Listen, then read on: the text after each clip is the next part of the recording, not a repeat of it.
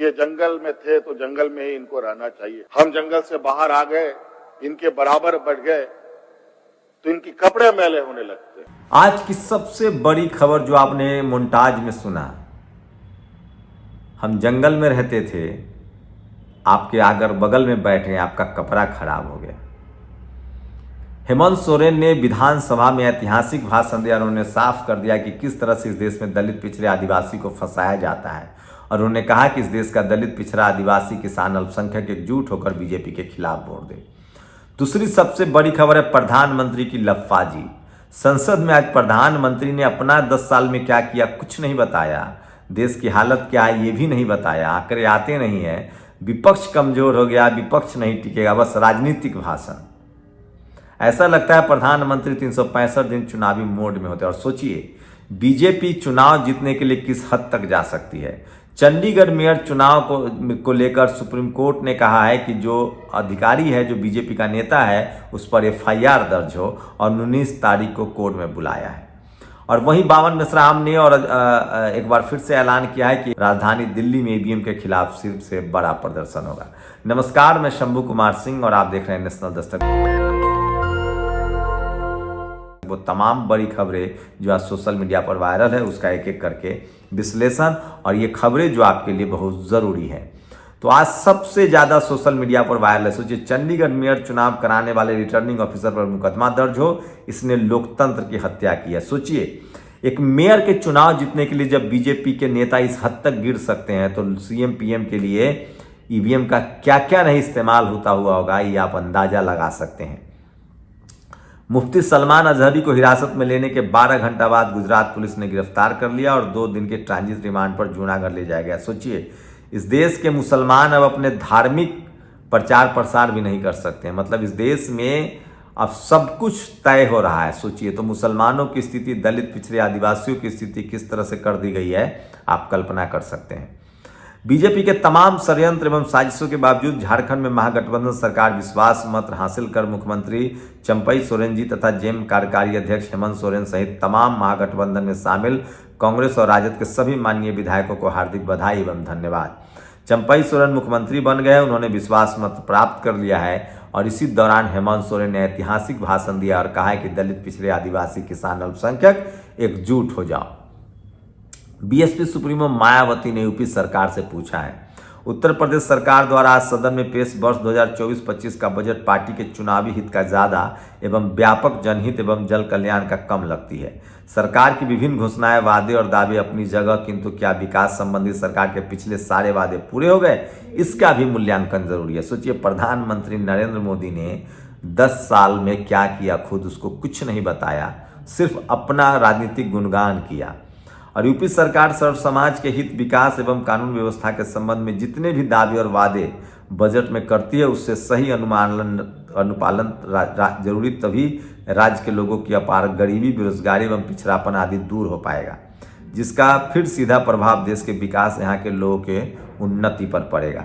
तो BSP supremo ने बड़ा सवाल पूछा है जो सोशल मीडिया पर वायरल है। वहीं अखिलेश यादव ने कहा है कि इस देश का पीडीए, पिछड़े दलित आदिवासी 90% लोगों के लिए क्या है बजट में, ये बताइए। वो तो एक एफआईआर दर्ज भी नहीं करवा सकते हैं। ये वीडियो सुनिए आप। जब से बीजेपी की सरकार आई है, थानों में और जहां पर एफआईआर या सुनवाई होनी चाहिए नहीं हो रही है, मजबूरी में लोगों को थाने का, कोर्ट का सहारा लेकर के एफआईआर लिखवानी पड़ रही है। तो तमाम खबरें हैं जो सोशल मीडिया पर वायरल है, और मैं एक एक करके बता रहा हूँ। प्रधानमंत्री की लफबाजी वायरल है, सरकार आंकड़ों को छुपा रही है। सबसे ज़्यादा जो पीड़ित दुखी है, जिसके साथ अन्याय हो रहा है, भेदभाव हो रहा है, वह 90% पीडीए है।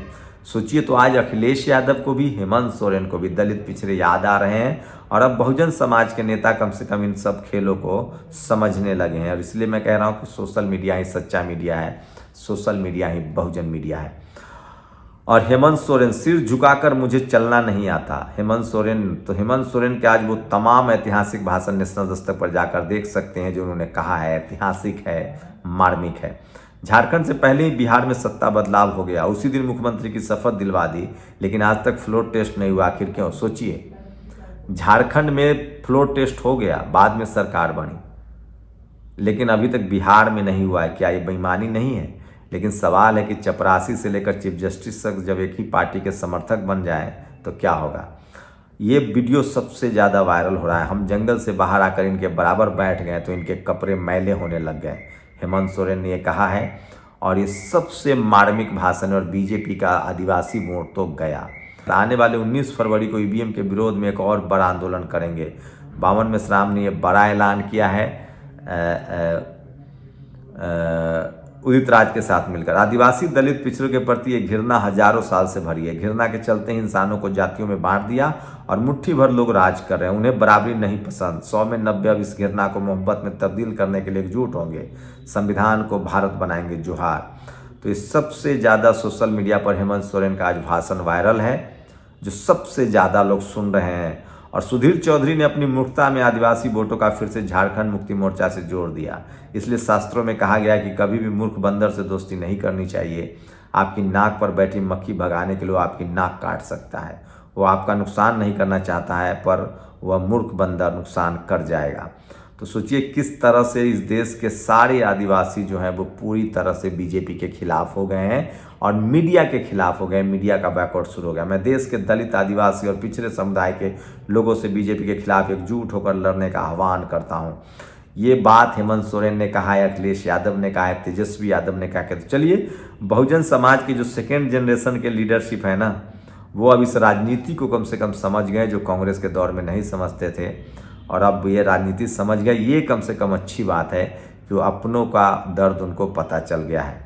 और ये तमाम बड़ी खबरें हैं जो सोशल मीडिया पर वायरल है। और सोशल मीडिया ही सच्चा मीडिया है, सोशल मीडिया ही बहुजन मीडिया। हंसराज मीणा ने तो पूरा आंकड़ा दिया है किस तरह से झारखंड में सोरेन सरकार फ्लोर टेस्ट परिणाम। समर्थन में JMM, INC, RJD, CPIML 47 vote, विपक्ष में बीजेपी 29 वोट। फ्लोर टेस्ट तो झांकी है, लोकसभा चुनाव बाकी है। बधाई चैंपियन सोरेन जी। तो ये सबसे बड़ी खबर है जो सोशल मीडिया पर आज वायरल है। चंपई सोरेन इतने भारी पड़े हैं जिसकी आप कल्पना नहीं कर सकते। और उनका ऐतिहासिक भाषण पूरा देश सुन रहा है, पूरा देश याद कर रहा है। और प्रधानमंत्री का भाषण फेल है।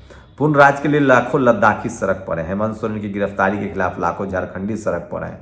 लाखों लोग ईवीएम के खिलाफ सड़क पर हैं। लाखों युवक अग्निवीर के खिलाफ सड़क पर हैं।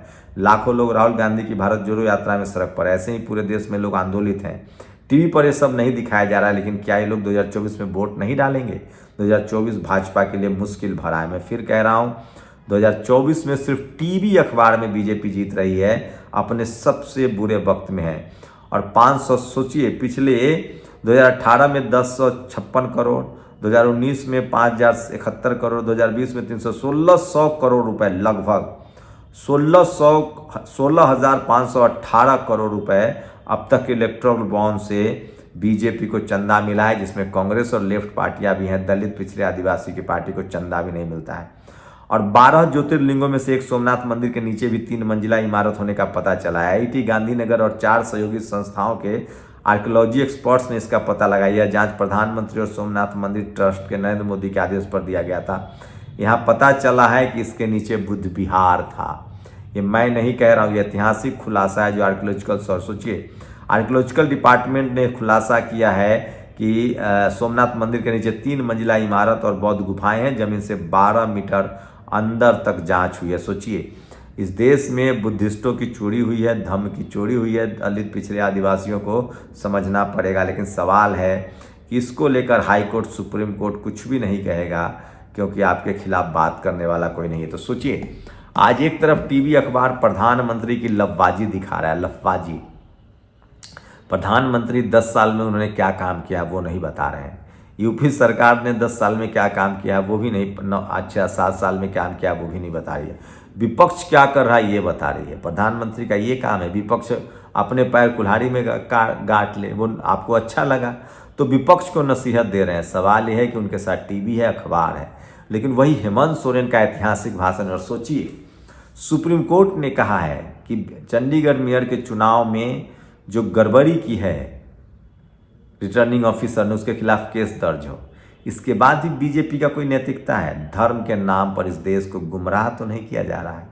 सोचिए, आप प्रचार प्रसार करें सरकार के नाम, सरकार बनकर आप प्रचार प्रसार करें अपने धर्म का, लेकिन मुस्लिम धर्मगुरु अपने मजहब के बारे में बात भी नहीं कर सकते हैं। भारत का संविधान सबको अपने धार्मिक आज़ादी का अधिकार देता है, सबको अपने धार्मिक आइडेंटिटी के साथ जीने का अधिकार देता है, सबको अपने धर्म के प्रचार प्रसार की आज़ादी देता है।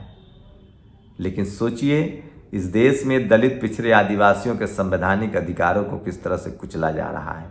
और गलती से अगर आप हेमंत सोरेन बन गए तो जेल जाएंगे, लालू यादव बन गए तो जेल जाएंगे, चपरासी बन गए तो जांच होगी, चीफ मिनिस्टर बन गए तो जेल जाएंगे, आप हाईकोर्ट के जज भी बन गए दलित हैं तो भी जेल जाएंगे।